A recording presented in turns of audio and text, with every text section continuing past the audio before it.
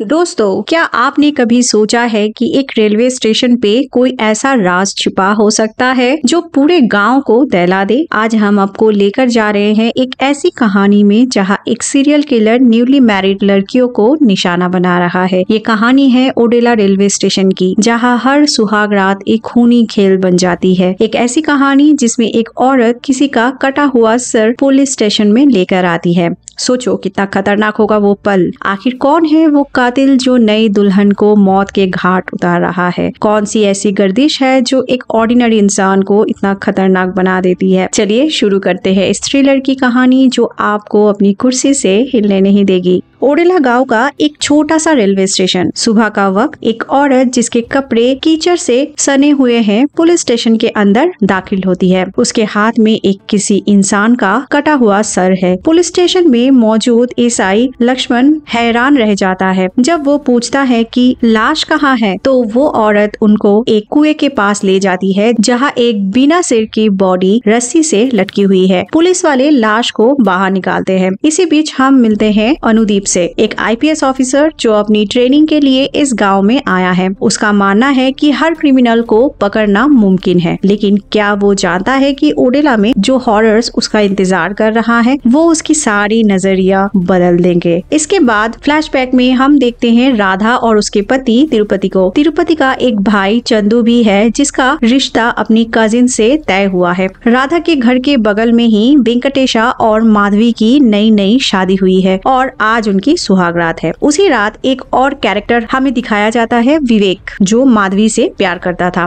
विवेक शराब के नशे में अपनी दोस्तों के साथ बैठा हुआ था और दुखी था क्योंकि माधवी ने किसी और से शादी कर दी थी। उसका दोस्त उसको भड़काते हुए ये कहते हैं, तुम क्यों मरोगे, मरना है तो उसे मारो। अगली सुबह पूरा गांव हिल जाता है जब पता चलता है कि माधवी की लाश मिली है। अनुदीप और पुलिस टीम मौके पर पहुंचते हैं। इन्वेस्टिगेशन से पता चलता है कि माधवी के साथ रेप करके उसका बेरहमी से कत्ल किया गया है। सिर्फ एक दिन पहले हुई शादी और पहले ही रात में मौत। अनुदीप जब एविडेंस कलेक्ट करता है तो उसे एक फुटप्रिंट मिलता है। पूछताछ में विवेक का नाम सामने आता है। एसआई लक्ष्मण विवेक को पकड़कर इतना टॉर्चर करता है कि वो झूठा कन्फेशन दे ही देता है, लेकिन अनुदीप जो साइंटिफिक इन्वेस्टिगेशन में विश्वास रखता था, फुटप्रिंट और डीएनए एविडेंस के आधार पर विवेक को इनोसेंट साबित करता है। अनुदीप अपनी इंटेलिजेंस दिखाकर एक्सप्लेन करता है कि क्राइम सीन पर जो फुटप्रिंट मिलता है उसका साइज 10 है और जबकि विवेक का शू का साइज 8 है। डीएनए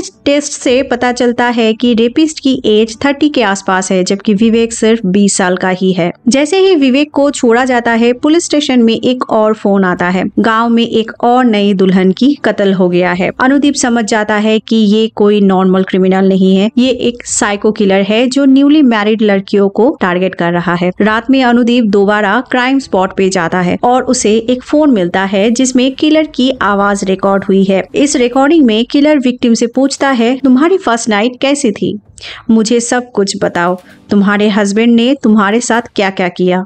तुम मुझे बताओगी तो तुम्हें छोड़ दूंगा। लेकिन उसके बाद भी वो लड़की के साथ रेप करके उसे मार देता है। इसके बाद एक दिन चंदू अपनी कजिन को बाथरूम में नहा रही देखकर उसका वीडियो बना लेता है। उसका बेस्ट फ्रेंड शंभू एक वेडिंग फोटोग्राफर है। पुलिस रिकॉर्डिंग को गांव में बजाते हैं ताकि कोई आवाज पहचान सके। चंदू इस आवाज को पहचान कर बता देता है कि ये शंभू की है। पुलिस शंभू को स्टेशन बुलाकर वॉइस मैचिंग करते हैं, लेकिन शंभू का लॉयर साबित करता है कि मर्डर्स के दिन शंभू गांव में था ही नहीं। अनुदीप एक इनोवेटिव आइडिया फिर देता है, क्यों ना हम पूरे गांव का डीएनए टेस्ट करवाएं। कैलकुलेशन करके बताता है कि इस गांव में 6322 लोग हैं। महिलाओं को एक्सक्लूड करके साइज 10 का फुटप्रिंट और 25 से 30 की एज रेंज के हिसाब से सिर्फ 25 से 30 आदमी होंगे जिन्हें टेस्ट करना है। इसी बीच गांव के सरपंच की बेटी प्रिया की शादी होती है। अनुदीप एक्स्ट्रा सिक्योरिटी अरेंज करता है। शादी सक्सेसफुल होती है, सुहागरात भी। लेकिन अगली सुबह जब प्रिया अपनी फ्रेंड को स्टेशन छोड़ रही होती है तभी वो गायब हो जाती है। किलर प्रिया को खेत में ले जाता है। प्रिया उसे पहचान लेती है और पूछती है, क्या तुम ही वो किलर हो? वो एक्सेप्ट करता है और यूजुअल पैटर्न में पूछता है, तुम्हारी सुहागरात कैसी थी, बताओगी तो तुम्हें छोड़ दूंगा। पुलिस पहुंचती है लेकिन तब तक बहुत देर हो चुकी थी। प्रिया का मर्डर हो चुका होता है। अनुदीप किलर पर गोली चलाता है, उसे पकड़ता है और उसका मास्क हटाकर देखता है वो चंदू है। पुलिस स्टेशन में चंदू कंटिन्यूअसली क्लेम करता है कि उसने किसी को नहीं मारा। इसी बीच सरपंच वहां आता है और एसआई लक्ष्मण को पैसे देकर चंदू को अपने हवाले करने के लिए कहता है। लक्ष्मण पैसे की लालच में चंदू को सरपंच को दे देता है। जब अनुदीप को पता चलता है तो वो लक्ष्मण को डांटने लगता है। लक्ष्मण इमोशनल होकर कहता है कि मेरे 3 बेटियां हैं सर, इस सैलरी से उनकी शादी नहीं हो सकती, मुझे ऊपर से कमाना ही पड़ता है। आपके लिए ये जॉब पैशन होगा, मेरे लिए रोटी है। इसी बीच राधा और तिरुपति पुलिस स्टेशन आते हैं ये कहने के लिए कि चंदू इनोसेंट है। अनुदीप बताता है कि चंदू को सरपंच ले गया है। सरपंच चंदू को बहुत टॉर्चर करता है। जैसे ही एक और नई दुल्हन का मर्डर होता है तो तब साबित हो जाती है कि चंदू किलर नहीं हो सकता। सरपंच को भारी शौक लगता है और वो चंदू को वापस राधा के घर भेज देता है। अनुदीप फ्रस्ट्रेटेड हो जाता है कि वो किलर को नहीं पकड़ पा रहा। उसकी गर्लफ्रेंड स्मृति उसे कहती है, हम दोनों मिलकर उसे पकड़ेंगे, मैं वहां आकर तुमसे शादी कर लूंगी। जब वो किलर मारने के लिए आएगा तब तुम उसे पकड़ लेना।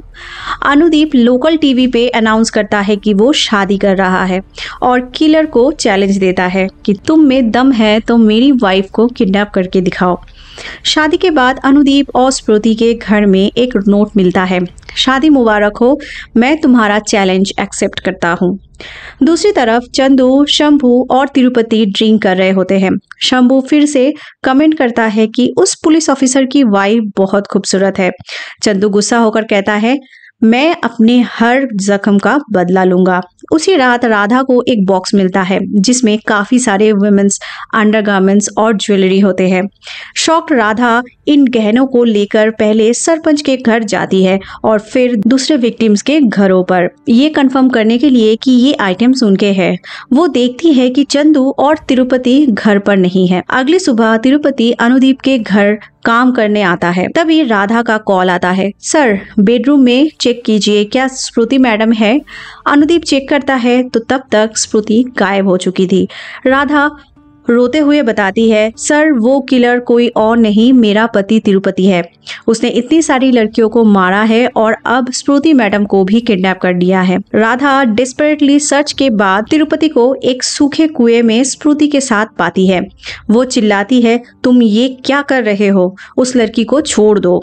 तिरुपति बाहर आता है और राधा को अपनी कहानी सुनाता है कि 10 साल पहले इनकी शादी हुई थी। फर्स्ट नाइट के दिन राधा ने तिरुपति से कहा कि उसे ये शादी मंजूर नहीं थी, मजबूरी में ये शादी हुई थी। जब तिरुपति इंटीमेट होने की कोशिश करता है तब राधा ने उसे रिजेक्ट करते हुए ये कहती है कि क्या तुमने ब्रश नहीं किया, नहाई नहीं, कितनी बदबू आ रही है तुम्हारी शरीर से। इस इंसल्ट से तिरुपति इतना ट्रॉमेटाइज्ड हो गया है कि 10 सालों तक दोनों के बीच में कोई भी फिजिकल रिलेशन नहीं बना। उसके दिमाग में ये बैठ गया था कि वो नामर्द है। लेकिन जब उसने माधवी और उसके पति को उनकी सुहागरात मना रहे देखा तो उसके अंदर की मर्द को टेस्ट करने की इच्छा जाग गई और उसने माधवी को किडनैप कर दिया। उसी रात से ये सिलसिला शुरू हो गया। तिरुपति अपनी कहानी सुनाने के बाद फिर से स्मृति के पास जाने लगता है। राधा उसे रोकने की बहुत कोशिश करती है लेकिन तिरुपति उसके सर पे वार कर देता है। राधा स्मृति को बचाने के लिए कुएं में कूदती है और कुड़ल से अपने पति का सर धड़ से अलग कर देती है। राधा फिर अपनी साड़ी उतार कर स्मृति को दे देती है और अपने पति के सर को लेकर पुलिस स्टेशन जाती है। और ये सीन वो सीन था जो मूवी के शुरुआत में दिखाया गया था। इस कहानी से हम सीखते हैं कि कभी कभी इंसानों का पास्ट उन्हें कैसे मॉन्स्टर्स में बदल सकता है। तिरुपति का ट्रॉमा उसे एक सीरियल किलर बना देता है। एक तरफ राधा की मजबूरी, दूसरी तरफ तिरुपति की मर्दानगी का सवाल। दोनों के बीच कई मासूम औरतों की जान चली जाती है। इस फिल्म में हम देखते हैं कि जेंडर डायनेमिक्स, फोर्स्ड मैरिजेस और सेक्सुअल ट्रॉमा कैसे वायलेंट कंसिक्वेंसेस ला सकते हैं। तो दोस्तों ये थी ओडेला रेलवे स्टेशन की कहानी। अगर आपको ये वीडियो पसंद आए तो प्लीज लाइक बटन दबाना और सब्सक्राइब जरूर करना और कमेंट सेक्शन में बताना कि आपको इस स्टोरी के बारे में क्या लगता है। हमारे चैनल के नेक्स्ट वीडियो में ओडेला रेलवे स्टेशन पार्ट 2 की कहानी सुनेंगे, तो बेल आइकन जरूर प्रेस करें। मिलते हैं अगली कहानी में, तब तक के लिए बाय बाय।